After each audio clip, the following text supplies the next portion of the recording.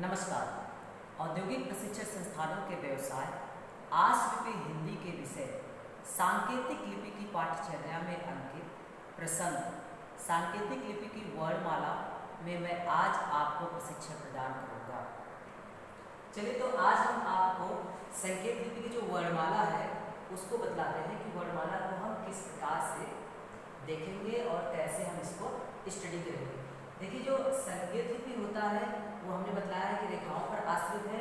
तो जो ये आउटलाइन है, आपको ये इन आउटलाइनों का बहुत अच्छे से स्टडी करना है कि ये आउटलाइन किस प्रकार से है। एक एक आउटलाइन जो है आपके लिए बहुत ही इम्पोर्टेंट है। देखिए, सभी आउटलाइन जो है एक इनकी नियत लंबाई चौड़ाई होती है। तो मैं आपको बताना चाहूँगा कि वर्णमाला में जो पहला है वो क वर्ग आता है। क, ख, ग और घ। जो आरंभ के दो है क और ख, ये हल्के होते हैं। ग और घ ये थोड़े से मोटे होते हैं। जहाँ पर ख बीच से कटा होता है और घ भी बीच से कटा होता है। तो इन चारों व्यंजनों के समूह को हम कह सकते हैं कि यह क वर्ग होता है।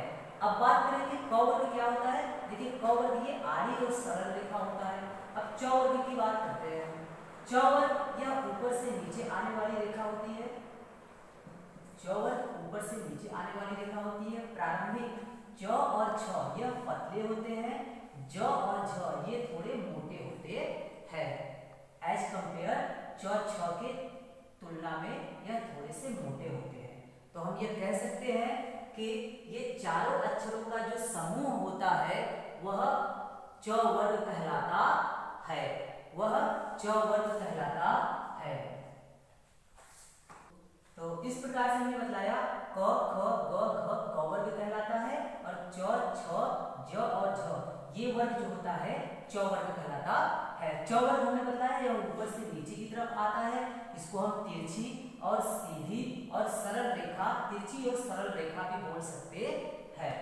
तो अब बात करते हैं क और च वर्ग के बाद यह है ट वर्ग।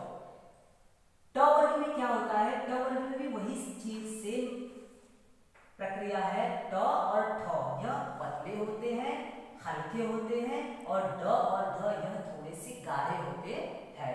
आपको बतलाया हूं कि दूसरा और चौथा अक्षर बीच से हल्का सा फटा होता है या डैश लगा देने से ट में हम थ और ड को हम ध पढ़ सकते हैं डैश लगाने के बाद। ठीक है। इसके बाद आता है त वर्ग। त, थ, द, ध। त और थ यह दोनों हल्के होते हैं और द और ध यह थोड़े से मोटे होते हैं। यहाँ पर दाया और बाया है। बाया और दाया यहाँ पर दो, क्योंकि यहाँ पर एक ही यह दो आउटलाइन है। ट के लिए दो आउटलाइन बनता है, एक बाया और एक दाया। वैसे थ, द और ध के लिए भी बनता है। अब इसके बाद आता है प वर्ग।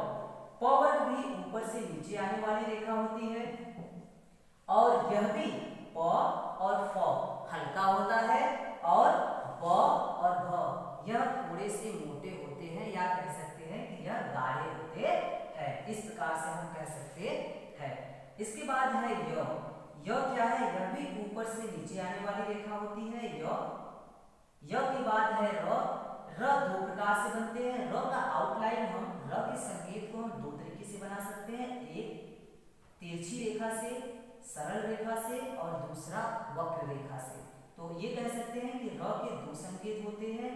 ल का एक ही संकेत होता है, लेकिन ल पूरे के पूरे सांकेत लिपि के वर्णमाला का यह एक ऐसा व्यंजन है जो एक ही व्यंजन पर ऊपर से नीचे और नीचे से ऊपर दोनों रेखाओं में जोड़ा जा सकता है। यह किसी भी व्यंजन के साथ जुड़ने पर नीचे से ऊपर की तरफ भी जा सकता है और ऊपर से नीचे की तरफ जा सकता है।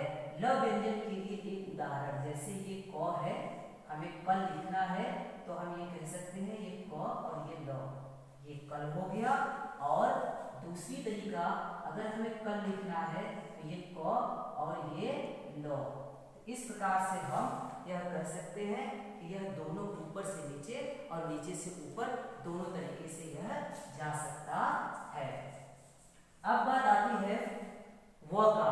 व भी देखिए यह नीचे से ऊपर की तरफ जाता है, तो वह भी एक वक्र व्यंजन होता है। सौ व्यंजन जो है यह ऊपर से नीचे की तरफ आता है और यह इसके भी दायां और बायां दो प्रकार से इसको हम दिखला सकते हैं। ह व्यंजन भी यह एक ऊपर से नीचे और दूसरा नीचे से ऊपर जाने वाली व्यंजन रेखा होती है। म व्यंजन को हम इस प्रकार से दिखलाते हैं। म के भी दो संकेत होते हैं, ये और ये। म और न को भी इस प्रकार से हम दिखला देते हैं। अब ड, र को अगर बीच से हम काट देते हैं तो ये ड बन जाता है। ढ, ह को अगर हम बीच से काट देते हैं, डैश लगा देते हैं तो ये ढ बन जाता है। और म को, न को अगर हम थोड़े से मोटे से दिखलाते हैं तब यह ढ अड़ बन जाता है। तो इस प्रकार से ये पूरे के पूरे जो वर्णमाला है उनका आपने आउटलाइन देखा है कि हम पूरे के पूरे वर्णमाला को हम किस प्रकार से दिखला सकता हूँ। तो आपको इसी तरह से पढ़ना है। अब मैं आपको एक चीज और भी बताना चाहता हूँ, साथ ही साथ इसमें ऐड करूंगा कि देखिए यह तो क च ट वर्ग एक सरल रेखा से लिया गया है। यह एक सरल रेखा से लिया गया है, सरल रेखा। लेकिन अगर हम बात करें त और म और न और स का, तो यह कहाँ से लिया गया है? तो देखिए यह वृत्त है। अगर हमने वृत्त को पोर्शन को यहाँ बीच से आधा कर दिया तो ये भी त है और ये भी त है, तो हम कह सकते हैं एक दायां त और एक बायां त होता है।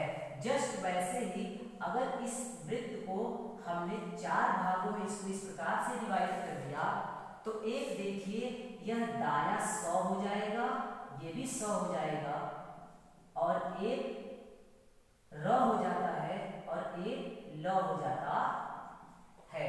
इस प्रकार से हम कह सकते हैं ल र 100 दायां और 100 बायां, इस प्रकार से हम कह सकते हैं। इसी वृत्त को अगर हम बीच से इस प्रकार से बनाते हैं तो ये जो नीचे वाला पोर्शन होता है यह न कहलाता है और ये म होता है। अगर हम न व्यंजन को एक हल्के से डैश से काट देते हैं बीच से तब यह म बन जाता है और म व्यंजन को अगर हम बीच से काट देते हैं तब यह न बन जाता है। यह वर्णमाला संकेत लिपि का यह पूरी की पूरी वर्णमाला ऋषि प्रणाली पर आधारित है और यह इसमें दो ही चीज आप सबको ध्यान रखने की जरूरत होती है कि पहले जो दो व्यंजन है ये हल्के होने चाहिए और जो बाद के दो व्यंजन है ये थोड़े से मोटे और गाढ़े होने चाहिए। प्रारंभ में आप सभी को पेंसिल का प्रयोग करना चाहिए और आपकी पेंसिल इस प्रकार से होनी चाहिए, अच्छी क्वालिटी की पेंसिल से अगर आप स्टार्टिंग से लिखते हो तो जो अक्षर पतले लिखने चाहिए वो पतले बनाइए और जो मोटे हैं उनको हल्का दबा के लिखेंगे तो वो मोटा बनेगा।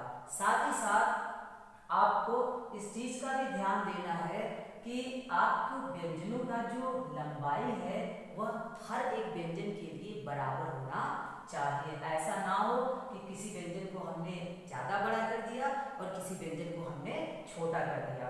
तो यह संकेत लिपि का वर्णमाला का व्यंजन है और मुझे उम्मीद है कि आप लोगों को जो ये वीडियो अच्छा भी लगेगा और मददगार भी होगा फ्यूचर के लिए। हम नेक्स्ट वीडियो में फिर आपके सामने एक नए विषय के साथ आऊँगा और आपको इस जो अगला टॉपिक होगा उस पर डिस्कस करेंगे।